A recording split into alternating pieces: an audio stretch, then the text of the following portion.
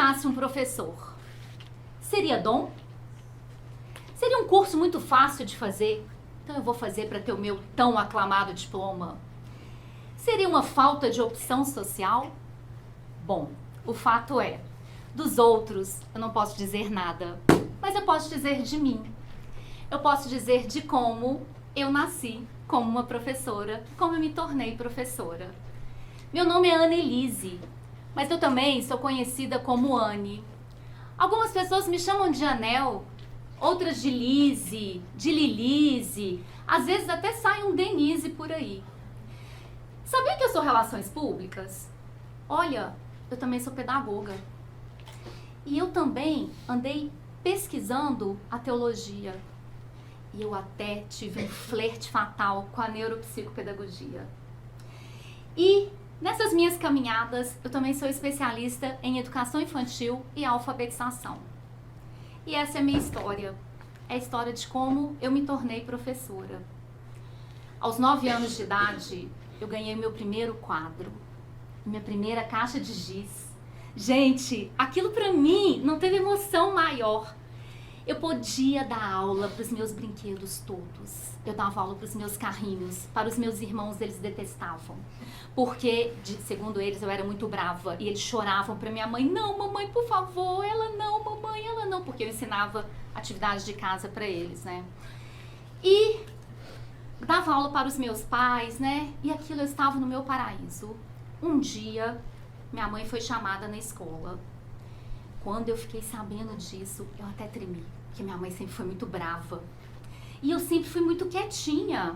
Eu era, como foi dito aqui, aquela criança quietinha que não dava trabalho. É claro que como aluna, eu tive lá os meus percalços nas áreas das exatas.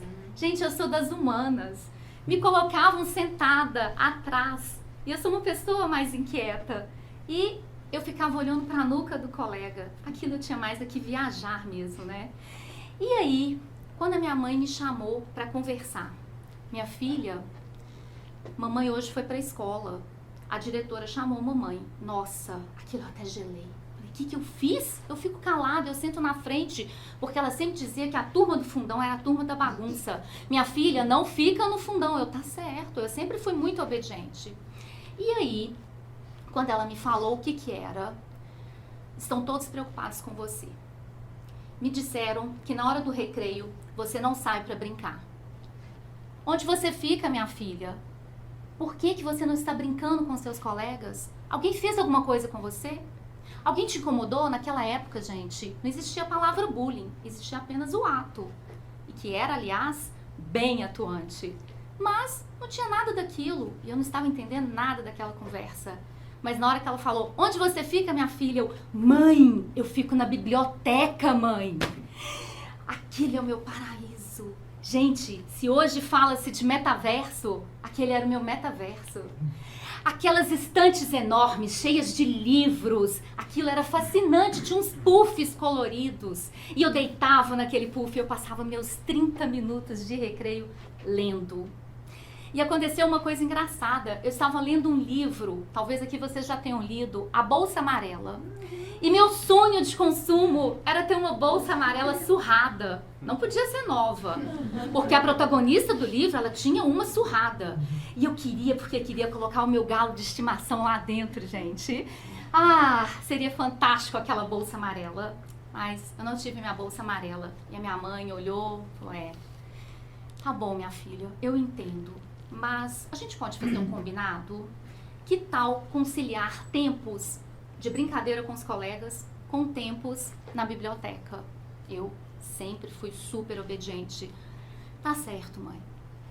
E no dia seguinte, quase chegando a hora do recreio, eu tinha parado na melhor parte do livro, mas não podia ir para a biblioteca. Eu tinha prometido, eu tinha que brincar. Ficar suada naquele pátio descoberto. Dá pra ver que eu não sou muito de atividade física, né? Mas é isso aí, né? E aí, eu fui brincar de elástico. Pra quem não conhece, né? Na minha época, a brincadeira era pular elástico na infância, né? E eu estava ali conversando com 4 das minhas melhores amigas na época, 9 anos, e comecei a falar com elas assim. Sabia que eu tô lendo um livro chamado A Bolsa Amarela? Elas não ligaram muito, não. Aí eu comecei a contar a história. Comecei a contar, todo mundo parou de brincar e começou a me ouvir. E aí, de repente eu parei. E elas? E aí? E aí? Eu, não sei. Mas como assim? Eu não li. Parei a leitura. Mas onde que tá esse livro? Tá lá na biblioteca. E nisso, eu já tinha começado a aprender a olhar horas, né? Eu tinha um relógio. Aí eu olhei, ainda dá tempo da gente ir lá. Aos 9 anos, né?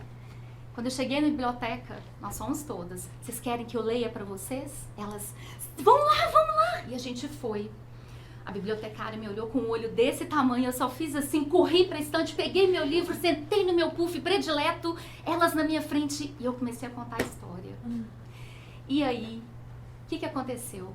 Depois disso, não demorou muito. Levei a minha turma quase toda para dentro da biblioteca. E aí hoje eu digo que naquele momento nasceu uma líder.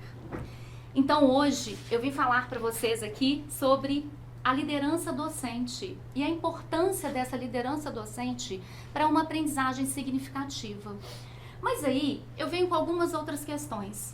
O que é liderança? O que é liderar? Será que liderança é a mesma coisa que chefiar? O que será que tem de diferente em um líder? E aí, se a gente fizer uma busca rápida em qualquer site de pesquisa, a gente vai encontrar em torno, porque eu fiz essa pesquisa, em torno de 80 milhões de significados, isso foi ontem, antes de ontem, hoje já deve ter muito mais, para o termo liderança, isso por milésimos de segundo. Só isso já nos indica que é uma palavra, que é algo muito poderoso, que é algo muito especial e que precisa ser visto. Agora, o que será que isso tem a ver com educação? Será que tem alguma coisa a ver com educação? Com sala de aula? E aí, eu estava fazendo, porque eu também sou escritora, né? E eu esqueci de dizer que nessa confusão toda, aquele papel que eu mais amo exercer é de professora. E é de professora. Eu tenho orgulho de ser professora. E aí, nisso tudo, dentro dessa pesquisa, eu estava lendo um texto do Cortella, e neste texto ele falava sobre liderança. E neste momento, algo me chamou muita atenção, porque ele disse assim, a liderança, ela é inerente ao ser humano. Todos nós nascemos para sermos líderes. E o líder não é aquele que simplesmente manda, mas há uma diferença gritante desse líder para aquele que pega pela mão e fala, vem comigo, eu te escuto. Vem comigo, que você não vai se arrepender. Então, quando você tem essa questão da liderança, você não chega numa sala de aula e coloca os seus liderados, porque outra coisa, eu não chamo os meus estudantes de alunos. Eu digo a eles, desde o primeiro dia de aula, que nós somos uma equipe de trabalho. E nós trabalhamos com equipes. Né? Então, eu trabalho com todas as estratégias de marketing dentro da minha sala de aula e atualmente eu tenho orgulho de liderar uma equipe de crianças de 10 a 11 anos de idade do 5º ano de uma escola da rede privada aqui de Belo Horizonte. E essa equipe, ela tem dado muito certo. Mas por quê? Simplesmente pelo fato de que na minha sala de aula, no nosso grupo de trabalho, todos ali temos que ser ouvidos. Todos, sem exceção. E isso é um principal ponto também de um líder. Ele precisa saber ouvir. E o professor também saber ouvir. Se a gente fizer uma outra pesquisa, nós vamos descobrir que o Brasil, ele lidera o ranking de indisciplina em sala de aula. Nós temos 50 minutos. A educação bancária persiste ainda hoje. Se nós levarmos em conta que nós gastamos em média 20 minutos para apaziguar uma turma, e digamos aí de 10 a 13 minutos para 10 minutos para lidar com aspectos burocráticos de uma escola, que eu vou te contar que o metaverso venha, porque dá-lhe papel. E aspectos burocráticos pesados, fora outras coisas também que ficam ali circulando dentro de uma sala de aula. Por experiência própria, eu digo que desses 50 minutos, nós temos exatamente 20 minutos, em torno, em média, para que a gente consiga, fala o conteúdo, explica o conteúdo, faça com que o aluno entenda. Não entendeu não? Peraí, não posso te escutar não, presta atenção, escuta, a prova tá chegando, olha lá, cuidado, porque você vai ser cobrado por tudo isso. E aí, como se faz um líder então? Como que um professor consegue não ter problemas de disciplina numa sala de aula? Será que é possível? Será que o mindfulness ajuda nesse caso? Será que a empatia ajuda nesse caso?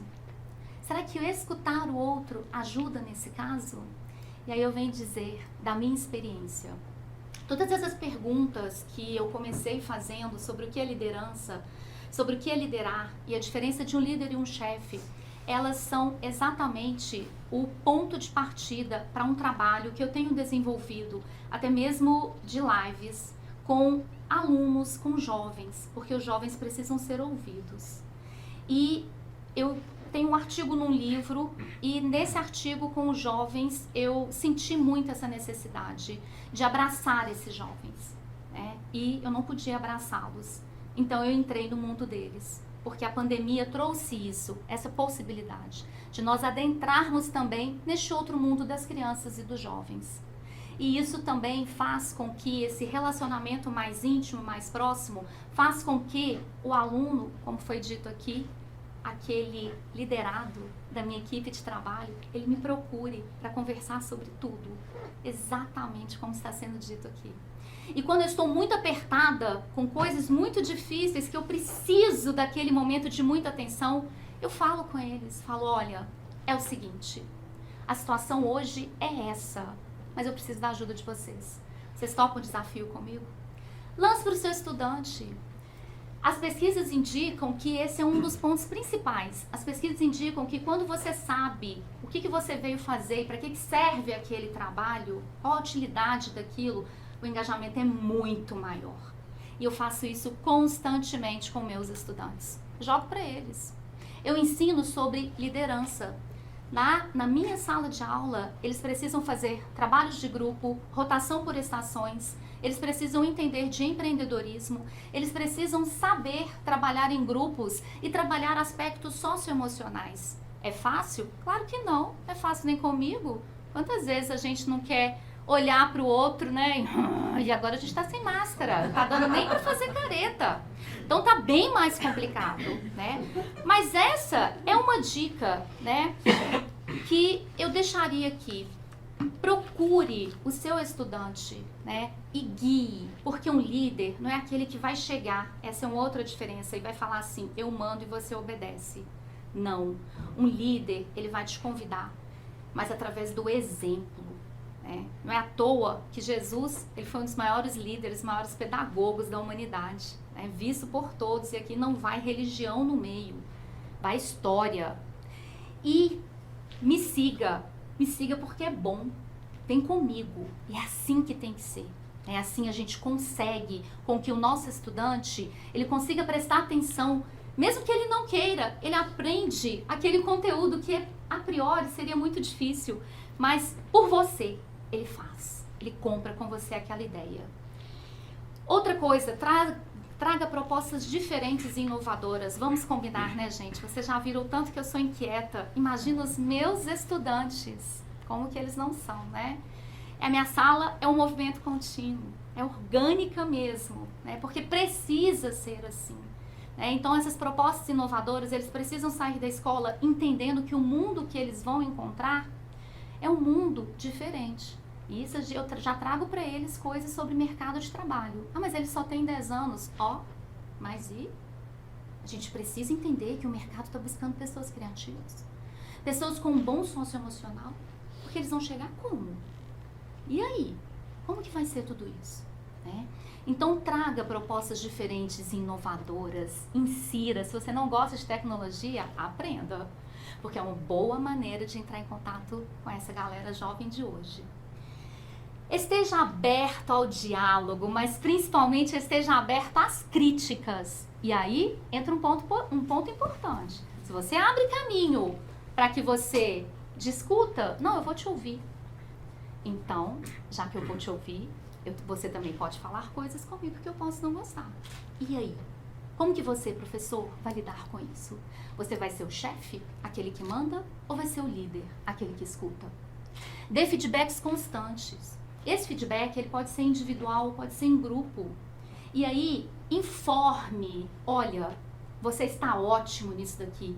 Agora, como que a gente pode fazer para você melhorar mais ainda? Porque o nosso objetivo aqui com esse 5º ano é que você chegue aqui. E aí? Como que a gente vai fazer? Juntos para chegar aqui. Outra coisa, cuide do emocional dos membros da sua equipe. As crianças estão gritando por socorro. Os jovens estão gritando por socorro. Esses 2 anos de pandemia não foram fáceis para nós adultos. As crianças estão desesperadas e sem a estrutura necessária para compreender o que está acontecendo. Então, cuide do socioemocional da sua equipe. Uma equipe de trabalho, no caso, a minha sala de aula, meu orgulho dos meus pequenos, ela precisa estar emocionalmente bem. Aquele aluno que já chega com uma carinha assim, eu já vou chegando, o toque, né? Nós não podíamos dar o toque, dar o colo, dar o abraço. Eu tenho até dificuldades disso, mas eu tenho aprendido muito com as crianças. Então, cuide desse socioemocional e você será cuidado em contrapartida. O bom é isso, realmente é dando que se recebe. E, algo maravilhoso, seja feliz. Seja feliz. Não fique, encare a sua profissão como professor. Você é professor. E junto com isso, existe o educador. Existe a Annelise. Existe tudo isso. Então, seja feliz. Olhe para você mesmo e pergunte, o que eu estou fazendo aqui? Porque você só vai conseguir liderar... Você pode passar para mim? Você só vai conseguir liderar a equipe que você conseguir fazer que eles entendam que você é feliz com aquela sua profissão. Porque é profissão, né? Então, se enxergue. Porque se aquele não fosse o projeto de vida, é melhor desistir. E aí, eu gostaria de terminar aqui com uma foto. E essa foto é até engraçada, porque como eu comecei falando de autoconhecimento e projeto de vida e falei sobre mim, esse sempre foi o meu projeto de vida, ser professora. Por ser relações públicas, eu carrego toda a área da comunicação para dentro do meu mercado de trabalho. E, como professora, não tem problema, senão. Não tem problema. Então, era o seguinte, era uma foto criança e uma foto adulta. E aí eu quero dizer para vocês, a Annelise criança, ela diz agora para a Annelise adulta, ela vai virar agora para a Annelise criança e falar, parabéns, você venceu, você é professora. E a Annelise adulta vai deixar um recado para todos vocês. Olha, encontrem o seu projeto de vida, encontrem a sua missão. E assim vocês nunca mais terão que trabalhar. Obrigada.